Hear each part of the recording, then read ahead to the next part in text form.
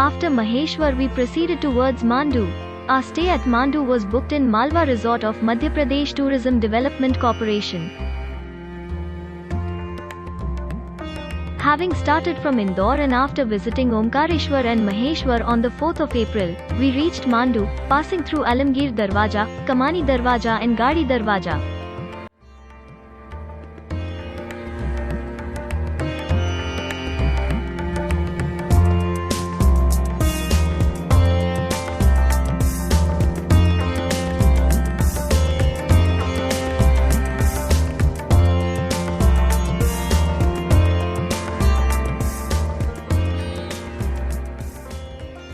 We passed by the Jami Masjid and then reached Malwa Tourist Resort of Madhya Pradesh Tourism Development Corporation.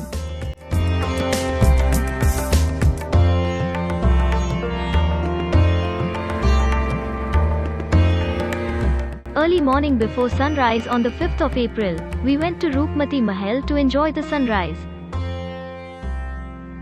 A testament to the love between King Baz Bahadur and Rani Roopmati, Mandu is an excellent offbeat destination, and is dotted with brilliant Afghan architecture and baobab trees, native to Africa.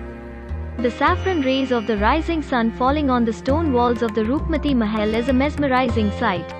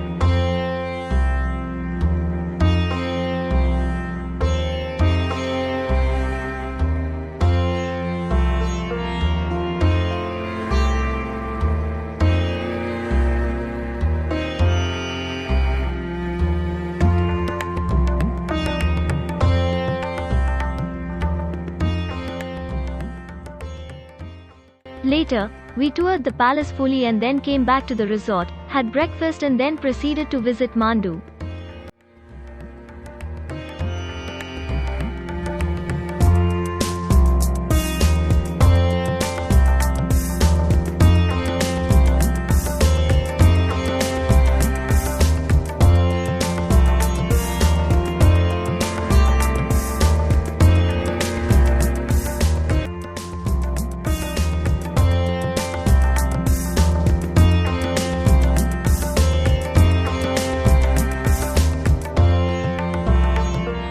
Our first stop was Jami Masjid, the largest mosque of Mandu, modelled after the Mosque of Damascus.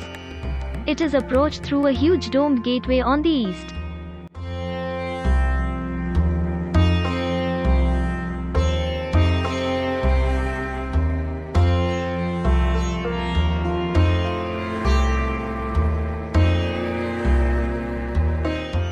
The passageway through the gate leads to an open courtyard, flanked on three sides by pillared halls. On the western side is a main prayer hall crowned with three gigantic domes, along with 58 small domes.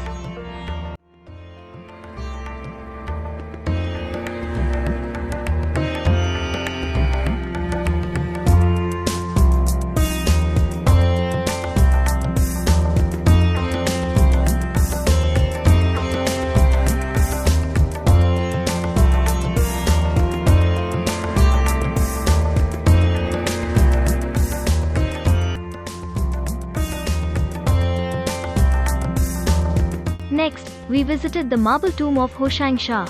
The tomb is housed in a walled complex with a pillared hall on one side of the complex. It is said that this tomb inspired the Taj Mahal in Agra. In the center is a massive dome flanked by four smaller domes on four sides.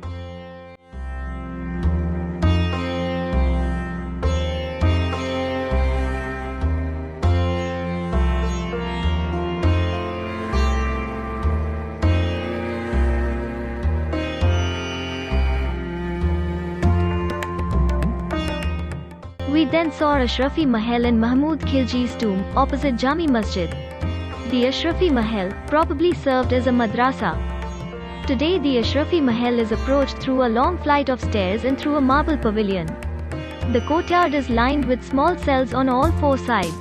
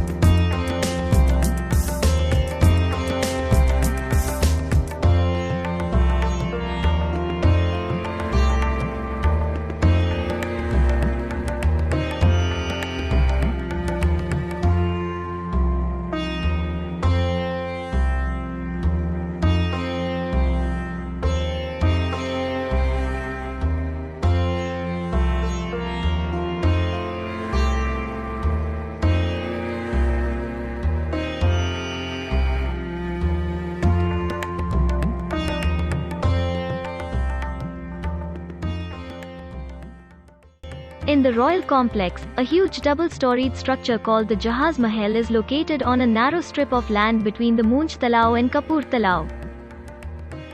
It gives the appearance of a ship in water and was built by Sultan Ghiyasuddin Khilji in the later part of the 15th century.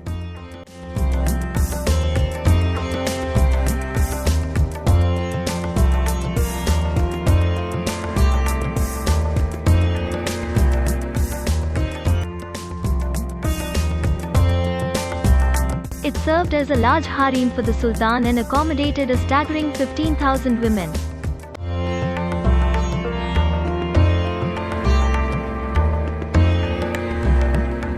Later it also served as the residence of Noor Jahan, the favorite queen of Mughal Emperor Jahangir.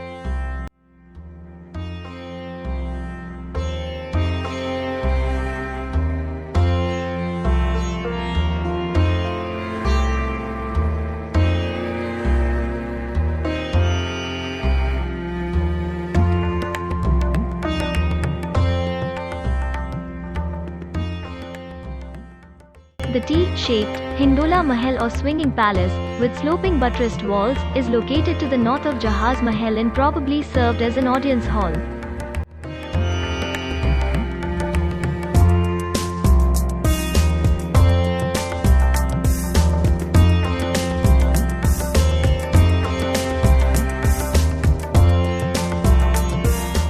West of the Hindola Mahal is the Royal Palace and Champa Bauri or Step Well. North of the Champa Bauri is the Hammam, cold and hot water bath, complex, with star and crescent-shaped holes in the domed roof allowing natural light to filter inside the dark interiors of the Hammam.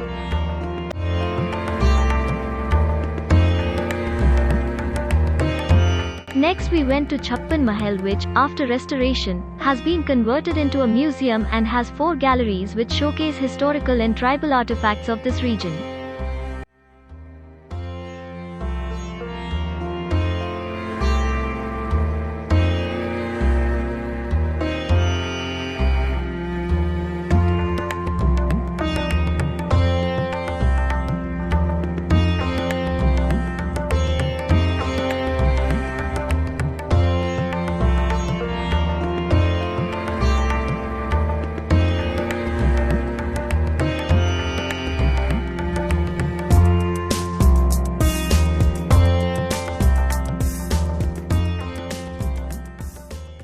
Then we went to Neelkant Palace, located close to the ancient Neelkant shrine dedicated to Lord Shiva.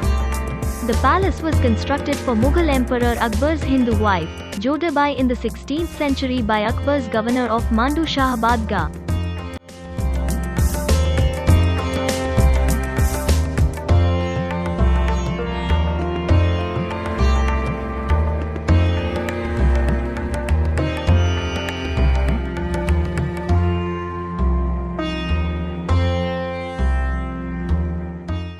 Our last stop in Mandu was Baz Bahadur Palace, which was originally built by Sultan Nasiruddin Shah in 1509 and subsequently enlarged by Baz Bahadur. Zigzag path through a huge archway.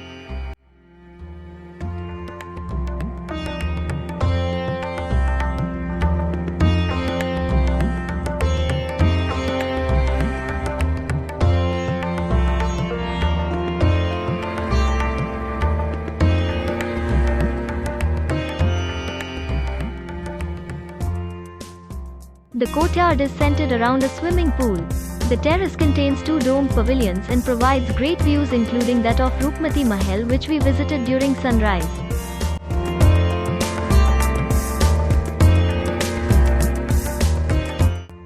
We then returned to our hotel and retired for the day after dinner.